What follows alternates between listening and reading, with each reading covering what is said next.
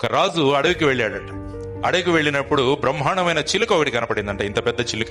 ఆ చిలుకను తీసుకుని నా తోటలో పెట్టుకుంటే ఎంత బాగుంటుంది కదా అనుకున్నాడు.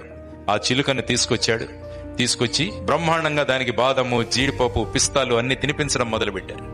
దానికి ఏముంది, హాయిగా కంఫర్టబుల్ గా ఉంది లైఫ్.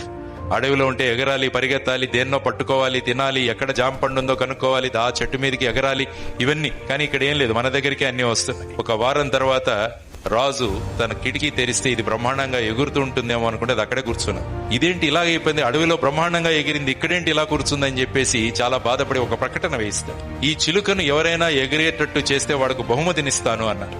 చాలా మంది వచ్చి ప్రయత్నించారు కానీ అది ఎగరట్లా. ఫైనల్ గా ఒక రైతు వస్తాడు.